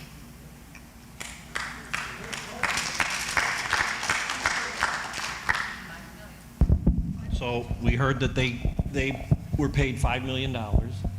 Now there's only, I think there's only 2 companies that do, if I remember right, 2 companies that do this kind of work. That have any experience in Pennsylvania. Yeah. But you said they aren't certified or licensed to do Pennsylvania, so. No, I think the comment, and Pat, maybe you can clarify it, was that they do not have a certified appraiser on staff that oversaw this process. Is that correct, Pat? Yes. So we don't know what their qualifications are other than that fact, but your point's very well taken. Yeah, and we're paying them $5 million. And I will say, I appealed by writing when I got the first assessment. It was totally wrong. And all the people in my area, not one got a correct assessment of what their square footage was, how many bedrooms, how many bathrooms. They told me I had a finished basement and a finished attic. I'm on a slab. I don't even have a basement. I went back up at the next opportunity to Jessup, and none of that had really been changed. And the gentleman who was, I was trying to get it changed again, He put all what I had said in his little computer. And then we get this that tells us, but it doesn't tell us what was changed, if anything. Well, did the number come down from the original one that you received? The No, preliminary value? it went up. Even after you told them you didn't have a basement? Yes, I said, I'm not in a mansion, I'm on a slab. So, but when this whole thing came out about, you know, what it is, it didn't tell us what that was based on. So I don't even know if they changed it and it's now correct. And are you saying that's what's on that website? That you I'm gave sorry. us before, the Lackawanna County website, to go to the assessor? Will it say whether or not the changes I made were actually made? I don't know that. You would have the right to find that out if you contacted the assessor's office. Okay. They were given all that information when Tyler Technologies left town. Remember, the 9 scariest words? We're from the government and Yeah, we're here to we're here to help. help you. Right. Right. Okay, that's all. Thank you very much Thank for you. another opportunity to question this. Thank And you. again, that's the more reason to, you know, to appeal these things. Next. Now, I've talked to many people that have had their new assessments that showed up in the mail. Some were happy, some said, ooh, that was lower than I expected. Some people that I've talked to said, it's pretty much right on the money. Then there's been quite a few that said this is ridiculous, especially vacant land, just with no buildings. They've had some serious problems, and the commercial's been an issue. So there's many out there that are a little bit low, and then there's many out there that people think are correct. So, you know, there's a mix. I'm Jerry Zawislak from Scott Township Justice, and a couple of questions. One of them is, when I go to schedule an appointment for this new assessment, one of the things it says on the form is that I will drop off my application for the review, and I will then be given a date for the reassessment. And in big red letters, it says that rescheduling will not be allowed. Now, I am going to be out of town for a couple of weeks in August. Is there any way that I can negotiate with them to make sure that they don't go and schedule me when I'm not around? So I would, being the commissioner, I would say yes. If you contact the assessor's office, tell them when you are available, once you submit your paperwork, they should schedule you so that you can attend. If that doesn't work, call my office and I'll make sure that it gets done. Okay, I was planning to drop it off in person. That's fine. Drop it off and give them the dates that you are not in town. The other thing is they're going to schedule them on a first come, first served basis. So if somebody files an appeal tomorrow, they're going to be ahead of somebody who files on July 15th, and they're going to be ahead of somebody who files on July 20th. So the other thing, it won't be a guarantee that it won't be in August, but the later in July that you file, the further out your hearing may be. But obviously, you can't get better than calling the commissioner's office. Okay. I'll do that as a last resort. Now, the other thing I have is where I live, my closest neighbors have 4 legs and 8 hay. So finding a comparable house or property or something like that is, in my area, is a little bit difficult. But I did manage to find other properties that had sold during the time period that they suggested. These being houses, and I also have vacant land. A property, actually, believe it or not, a little less than a mile away from where I am, had sold during that time period. So I do have those sale prices to use as comparison. But where I am on a private road that has to be maintained by me and one of my neighbors that's close by. We do not have sewer. We do not have public water. We do not have gas. And all of the other properties that I've been able to locate are on township roads or state roads that have, in most cases, at least a gas line, if not water and sewer. They have fire hydrants, which there's no fire hydrants anywhere near I am. We have, about a quarter of a mile away, we have a pond that can be used for fire protection. Are all of these valid points to bring up during a reassessment review to say, here's the reason why that particular property sold for a much higher price, whereas my property lacks these and therefore should not be at the same valuation as that other property?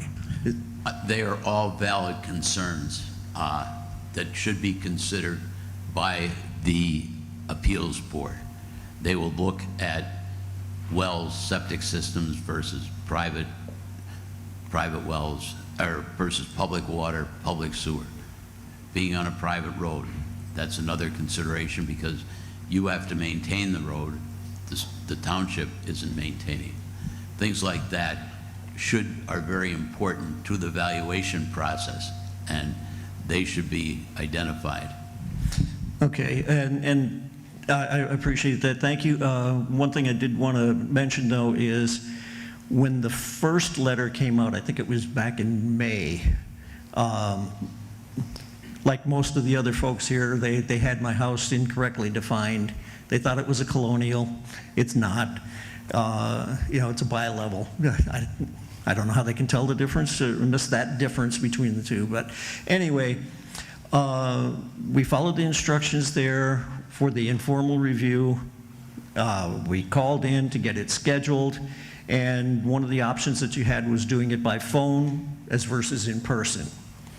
So we chose in phone, just more convenient to the schedule. We did all of our comparables. We got them all together. We got photographs. I put them all together. We sent in an email. They accepted it. We did the phone review. The person that we talked to said, "Oh yeah, you're right. That's correct. This is way too high for this," and so on. And they said, "Now we're going to pass this information on, and later you'll get another letter in June," they said, "and that will have some adjustments to it." There are other people around that I talked to that did the same thing, and then there are still others who decided that they would go the route of in-person interviews. When the letters came back now, all of the folks who did the in-person interviews had reductions. All of the folks who did the telephone reviews stayed exactly the same. I don't know why. I'm just pointing it out, so I don't expect an answer, but I don't know. It's something that you might want to look into. But thanks a lot for your time. I appreciate your answers. Thank you. Next.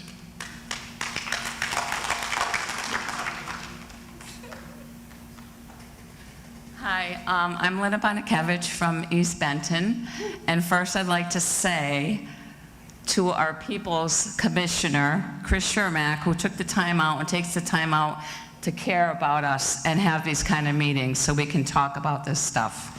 And to all you intelligent gentlemen that gave your time. So I have two questions. Is there such a thing as an IFP if you're lower income and your assessment $35 fee can be waived? Informa pauperis, is that what you're asking? Yes. That's a great question. I don't know the answer to that. I don't know if anybody's ever run across it on the panel. Because I think we have a lot of those kind of people here. That could be maybe helped with that I agree with fee. you. The people who are most concerned about the taxes may be the people who can least afford the filing fee. Correct. That's a great point. Thank you. And my other one is, you're talking about appraisals.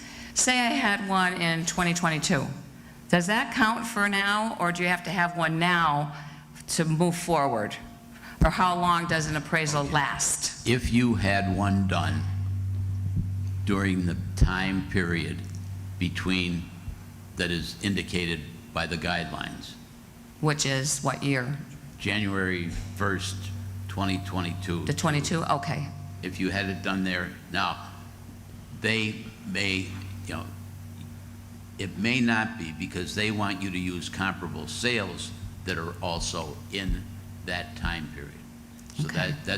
that's what they're looking for. It's not, Okay. you may have had it done, but some of the comparable sales may have fallen outside of the timeline that they set as the parameters for submission in your appeal. So I need a new one. Well, just, you maybe, I mean, just take a look, or. Okay. And they get, in the appraisal, they'll give you the date of the value, and in the grid where it tells you, they'll tell you when the comparable sales sold. So if they are within that guideline, even though it might have been prepared for a different reason, you could attempt to submit that as proof of the value as of that date. Okay, I'll just bring it along with me and see what happens. Right. All right, well, thank you so much, gentlemen. Have a great night. Thank you. Next.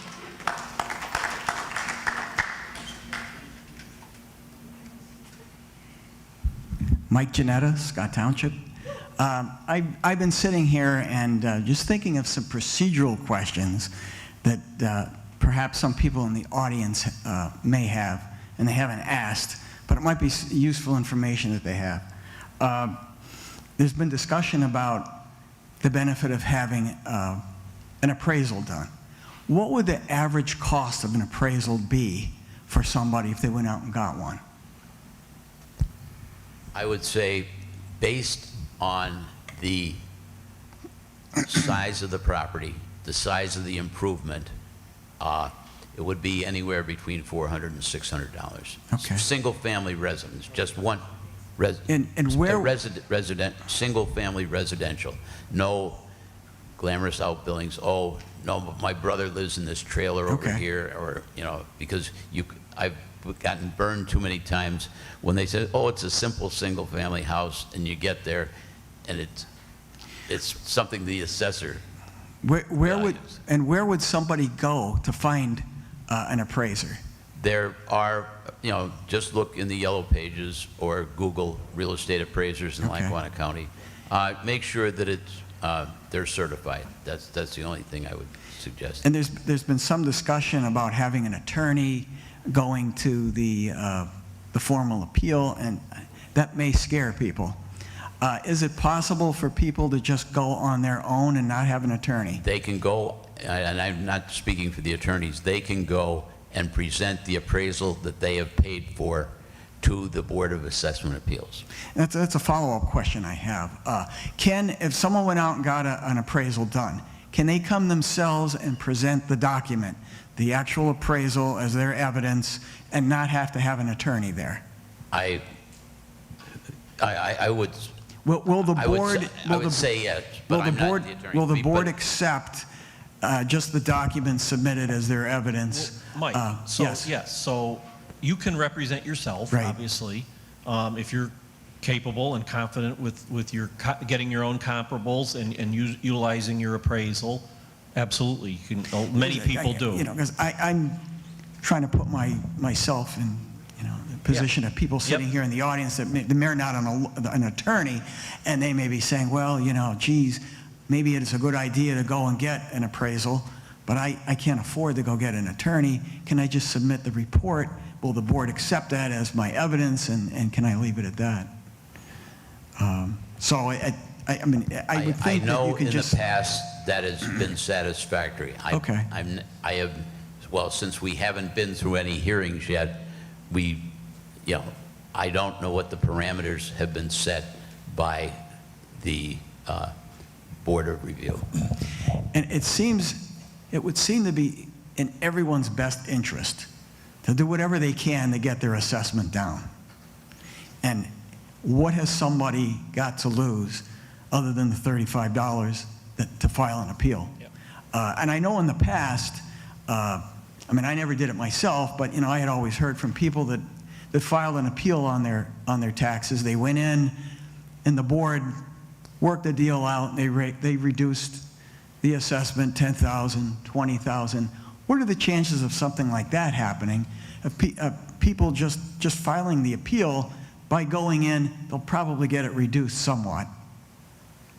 Well, there's a chance. We don't know that yet. So actually, I printed out, if somebody wants, I mean, these available on the county website, the residential and commercial applications for for an assessment hearing.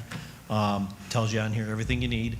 But many people go without representation. You know, if you're confident, I said, if you're confident enough with your comps and you have the ability to, you know, plead your case, Mike, it's not an issue. I think maybe the way to look at it is, if you do nothing, nothing's going to change. So you do what you can afford to do, you do what you feel comfortable doing, and probably if you get an appraisal, that helps you incrementally. If you get an appraisal and an attorney, that helps you incrementally, but doing nothing doesn't help you at all. Yeah, I mean, again, it just seems everybody should do whatever they can to reduce their assessment. Whatever the millage is in the end, if you can get your assessment down, you're going to be paying less in taxes. Correct. Mike, good questions. And one of the problems I forgot to mention earlier, not a problem, there's going to be 5 boards of assessment appeals. If you went in front of Board A, you might get a lower amount. You go in front of Board B, nothing is going to be comparable from board to board. That's the problem I see. Nothing's going to be equal. You might get lucky and go before a board that, yeah, you know what, I agree with you. You know, I guess everything is going to be somewhat subjective, depending on who you get. Correct. But, all right, there are just things I thought that maybe people were thinking about and sitting in the audience. Thank you. Thanks, Mike. Good job, Mike. Good afternoon. My name's Bob Alspaw. I'm sorry I came in late. My wife attended for me, and she didn't ask the one question I wanted answered, and that is, can you use the valuations of other homes for your comparable? I don't think so, no. My big issue is... Well, here's the problem. Everything starting with this reassessment is starting new. So you can't, and until we go through the whole appeal process and that process is settled, and then based on that appeal process, the total assessed valuation of the county is set, until all of that is done, you cannot, you know, you don't know where everybody else stands, because you don't know who's appealed, who hasn't appealed, and what they are. But a valuation is now based on fair market value. It's just based on what the fair market value of your property is.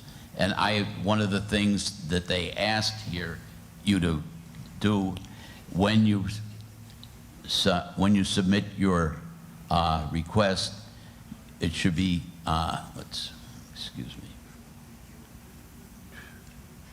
They want photos and assessed values for the 3 comparable properties that were sold in that period of time. And I think that is something that was probably left over from the previous Board of Assessment Appeals, because you don't know what the assessed value of those properties will be. You know what they were 3 years ago, but you have no way to find out what it is as of June 30th, 2020. Maybe I wasn't clear enough on it. Okay. I live in a townhome, like the lady that was just up here a few moments ago, and I have a house identical to the lady that lives next door to me.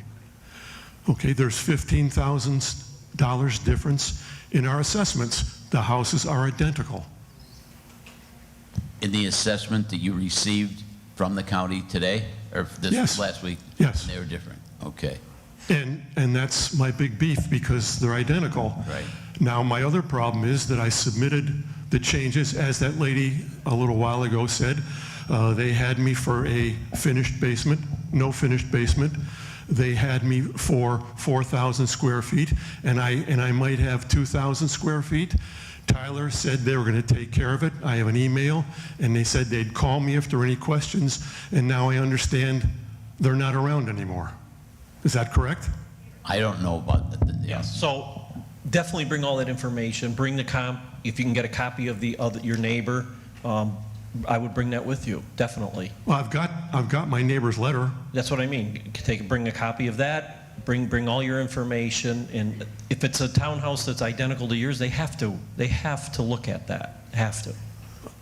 I thought they were, because that was all disclosed when I sent the information to Tyler. Well, that's what the assessors board are, to make all the corrections for the inconsistencies. That's in theory, so that's what we're hoping. Okay, well, thank you for coming tonight. Appreciate you being here. Thank you.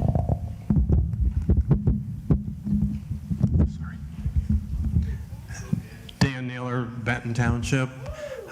First of all, I do want to point out, I believe that Tyler has been paid more than $5 million. At least they put in for more money. That's what I've understood, is that there's a lot more than $5 million being paid to Tyler.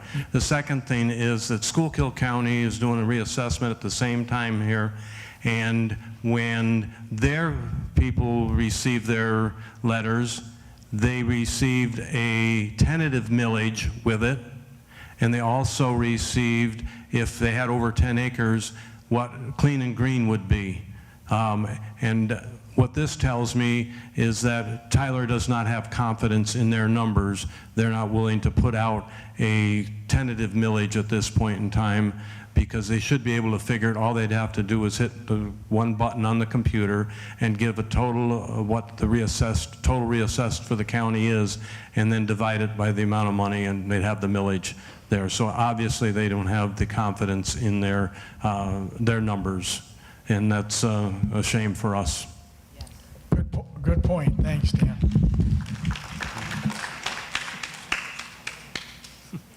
Sorry, Rappin Gluck from Dalton again. I want to apologize. I wasn't trying to be combative on the millage black magic thing, but this is where we are. My uncertainty comes in. You said, depending on which board you go in front of, you could get different answers. So what happens if they don't like the look of my face or whatever? In the world that I live in, there should be cut and dried A, B, C. And how come if we spent $5 million of my county tax money to pay these people to do the assessment, how come the burden of proof on the comparables isn't on them? And them show us that, well, we use this house and this house to arrive at this house. That's a great question. And part of the informal appeal, when you went up to the 911 center, they were supposed to provide you with the comparables.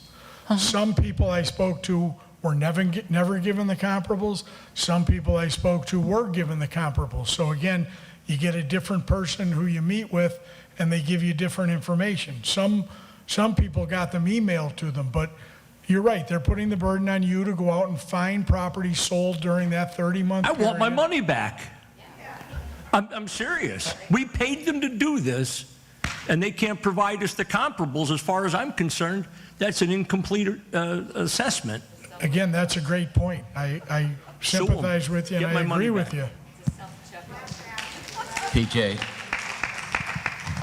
I went up to the Jessup with a client of mine, and I had him ask the question and go over the appraisal that I performed for him. And Tyler had used 2 of the 3 comparables that I used. So I'm not saying that they're perfect or anything like that, but I know that they did due diligence on the whole process. I'm not defending them or anything. No, I don't disagree with you, Conrad, but not everybody who went up there received those comparables, which then puts them behind the 8 ball today. I understand that. Yeah. Yes, sir. Yeah, Rich Paulman, Newton Township, Clark Summit. And I guess my question is for Conrad, when you're doing comparables, and now that we've received the assessment of land and improvements. And the big issue, when we got the first notice of what your taxes were, it was just a number. Now we see what the breakdown of the numbers are. And we're looking at 1 acre lots that your house sits on, 100,000, 120,000. It sounds like these are numbers that have really just been pulled out of the sky. And so you go to an appraiser to get a comparable sale. Is that going to give you the breakdown of land versus the property? Or the house? It will give you a more accurate representation of the value than I believe Tyler gave you. Is your question, you want land separate? Well, I mean, Right. no. When you went, you know, Yes, yes, we will, when we go through the appraisal process, we will put a specific value on the land, and then we'll put a depreciated value on the improvements when you get to the cost approach. So you'll. So in a comparable done by a certified appraiser, they will do that breakdown.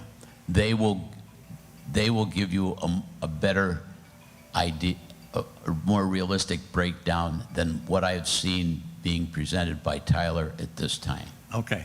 I can't give you a guarantee or anything like that. Because it started out, the original assessment didn't seem too bad. But then seeing this, when a third of the value is in the Right. land. No, I understand. It doesn't make any sense. I understand exactly what you said, because when I opened my second letter, I said, oh my gosh, that's just going to open a whole new can of worms. Yeah, that was my first reaction. Why, so I would have to believe if you hire an appraiser to do that, you'll get a more accurate representation, but it's still going to be, I don't know how they're going to look at the total market value combined. Yeah, okay. I don't know how that's going to be looked at. All right, thank you. Thank you. Anybody else have any questions? Take your time.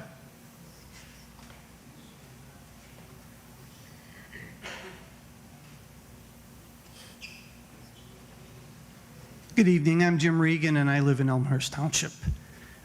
We heard a rather impassioned and very well put together speech earlier about class action suits and that sort of thing.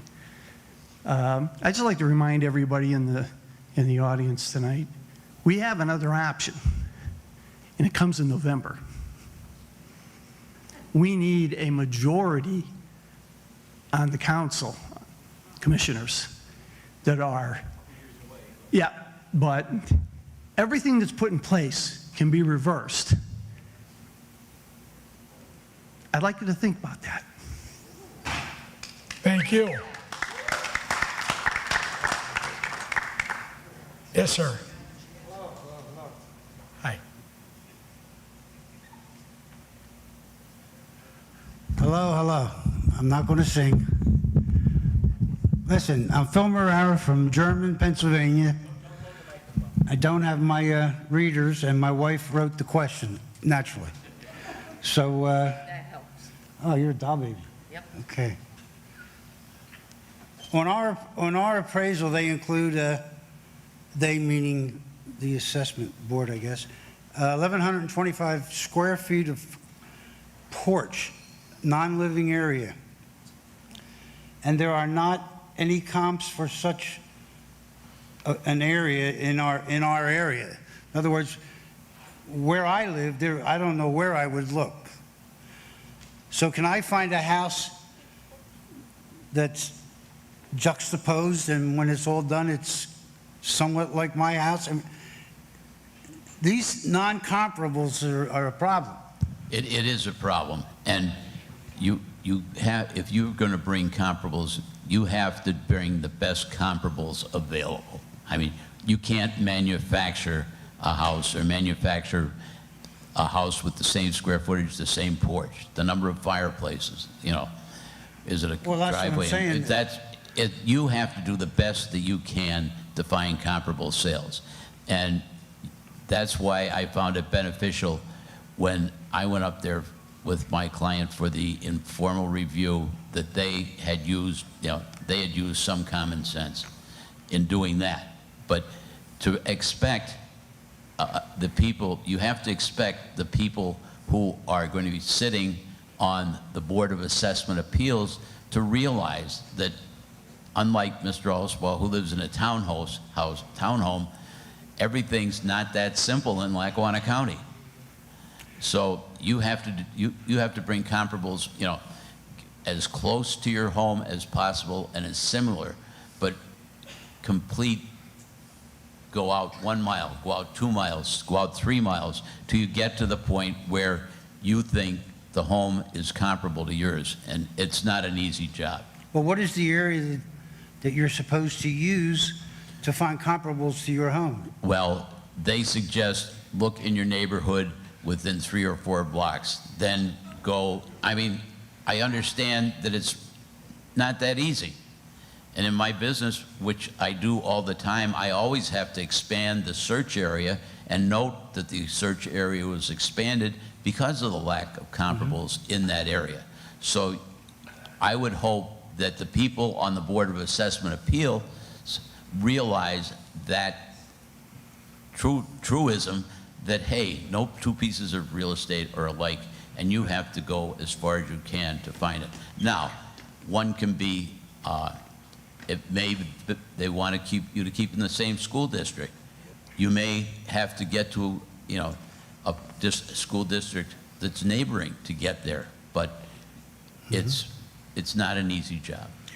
And one thing you mentioned about bringing an attorney to represent you when you make these comps, have you found in your history that a client does better if he does have representation? I would think he would. Well, I have only attended hearings. I have attended hearings as a member of the Board of Assessment Appeals. I have only attended hearings as an appraiser when I was an expert witness called by an attorney. Now, these 5 boards that we go in front of, are they local people? They are residents of Lackawanna County. Oh, yeah? I guess that's good enough. okay. I hope. All right, thank you very much. Thank you. I'll be calling you. Anybody else?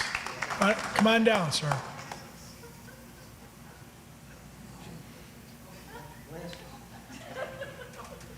My name is Jeff. What is this Homestead Act? I'm out in Newton Ransom. Use your microphone, just so they can hear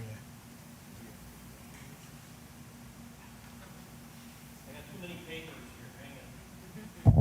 The Homestead Act you can go online and look at, but let me just find it. There's another question. I'm not a computer person. Okay, me neither. So I'd I have to rather get talk help. to somebody face to face. So I can give you a copy of what the Homestead Act is. Okay. And it's a Taxpayer Relief Act, Act 1 of special, let me put my glasses on so I can see what I'm saying. Special Session 1 of 2006 was signed into law June 27, 2006. The Taxpayer Relief Act provides for property tax reduction allocations to be distributed by the Commonwealth to each school district. Property tax reduction will be through a homestead or farmstead exclusion. Generally, most owner-occupied homes and farms are eligible for property tax reduction. Only a primary residence is eligible for your property relief. So it has to be your primary residence. Do you have to be zoned agricultural? No, no. Okay. My house, I'm not, and I'm in the homestead. It's my house. Then I'll grab that paper because I'm not a computer person. See, that's what sucks with this issue too, with a lot of stuff is, like, I don't know, it doesn't matter whether you're old or young. Not everybody's into computers. And, like, I don't want to type out what I want to say to somebody because by the time I spell it back with one finger, they've already responded. Yeah. I hate that. And I can't see, like, I can watch you guys here or any people at the board.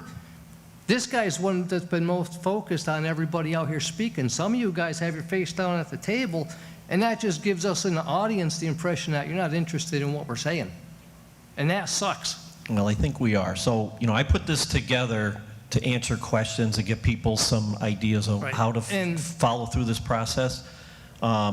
So I appreciate my panelists and their expertise and their volunteerism to be here to assist all of you. Oh, you sure, and it's a help.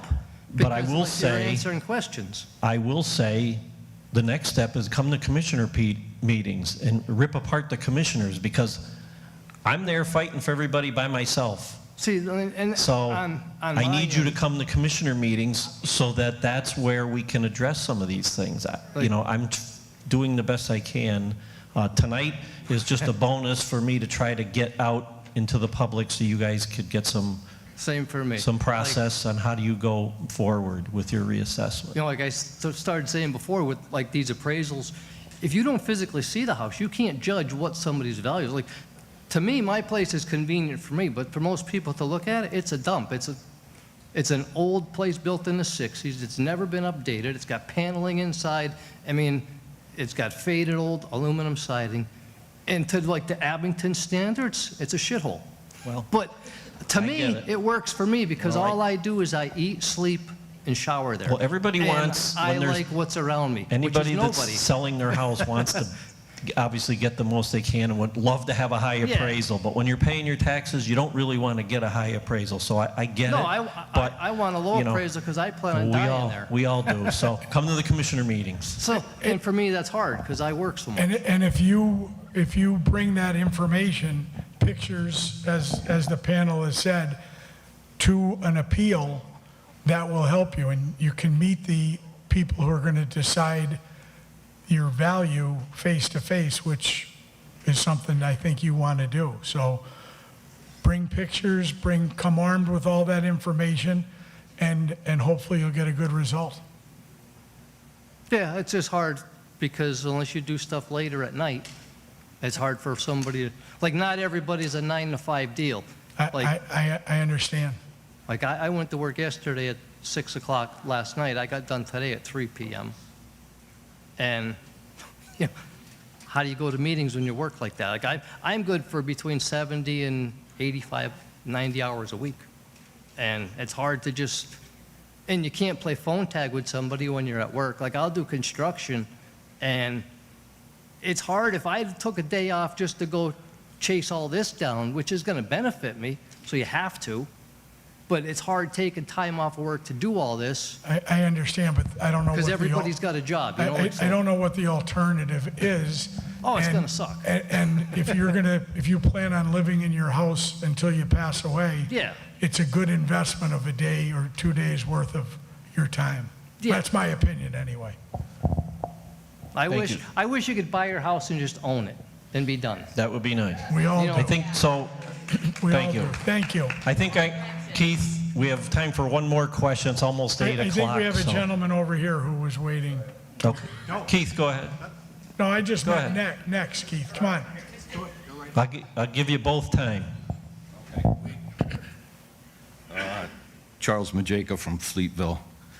Recently, my father passed away, and I'm going to inherit the farm. We had to get it appraised, okay? We had the farm appraised. I received the first round of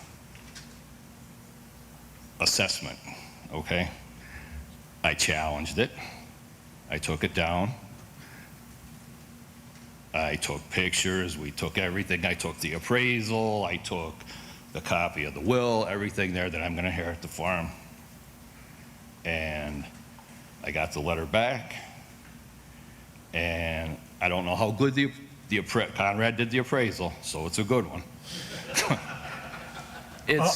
It's double plus of what the appraisal was. So what is the basis of the appraisal or going through the appraisal if it's double plus of the appraisal? I'm going to challenge it again, but like if everybody's going to get appraisals and get attorneys and stuff, and what is the sense of it? You know what I mean?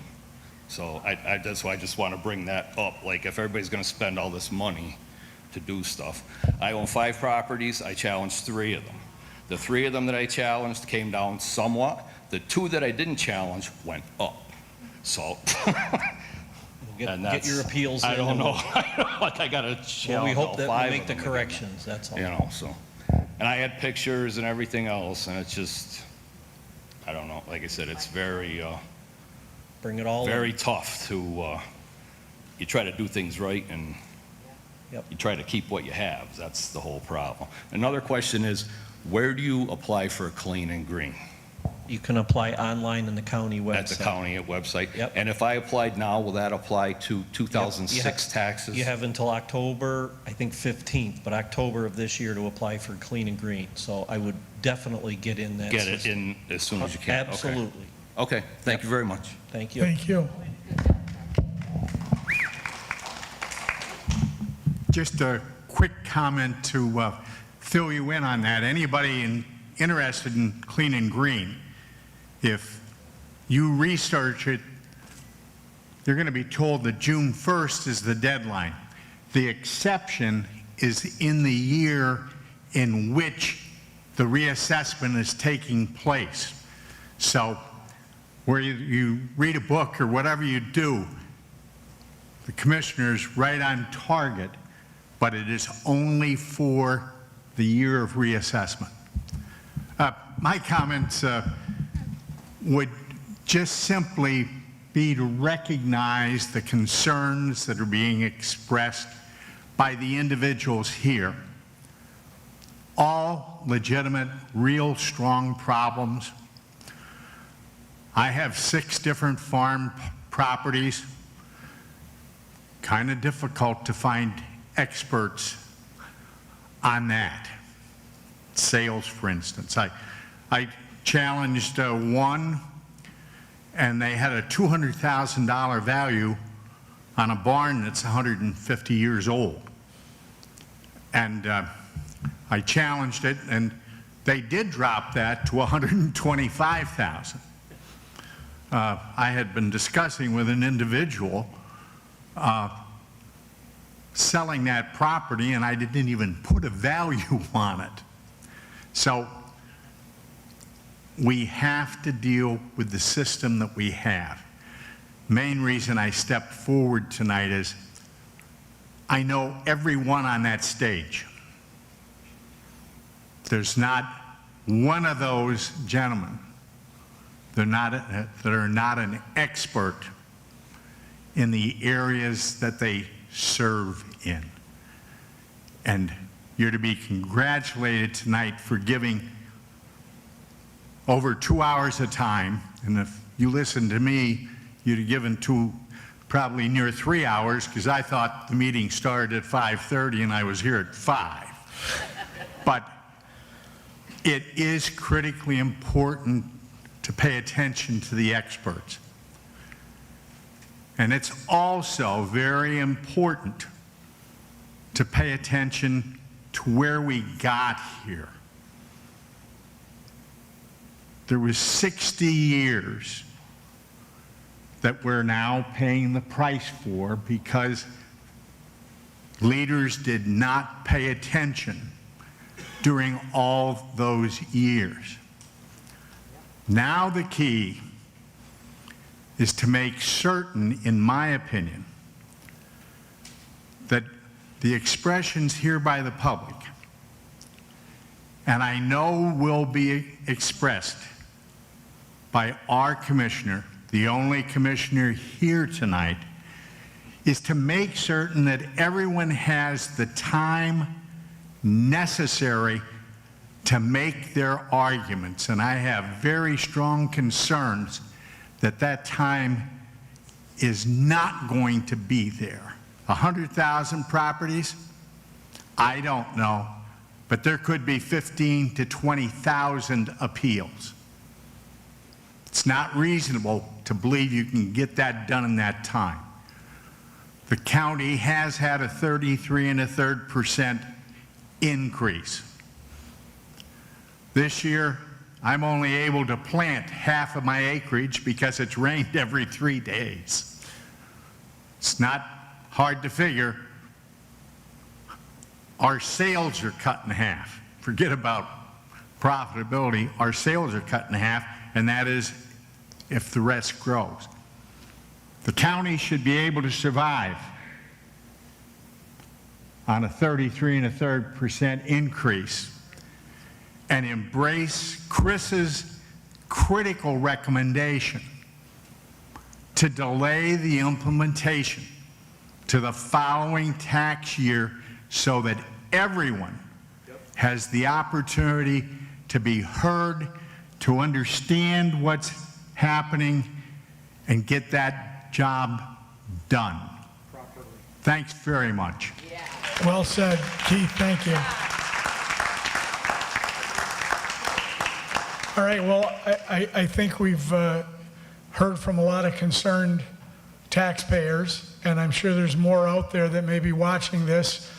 And if they do have questions, they can always contact Commissioner Chermak at his office, and he will put you in touch with any of the panelists that are in front of you. Chris, do you have any words to wrap this up? Yep. So again, I want to thank everybody for coming. I appreciate you taking the time. This is all good information, not only for everyone here, but for us. I want to thank Attorney Lavelle, Attorney Loma, Conrad for stepping up today and helping out. Appreciate it. And I want to thank PJ. He found out 5 minutes before the program that he was going to be moderating, so appreciate your stepping up. Thanks to Abington Heights High School. I know Justin Crakey's still up in the mezzanine there, taking. Justin, you can go home to your kids now in the next couple of minutes. So appreciate you staying. He's been here all day, but he was the one that made this all work. Oh, we have where's our sheriff? There's our sheriff. Sheriff Johnson, thank you for coming. Appreciate. Yep. So thank you, everybody. Thank you. Thank you.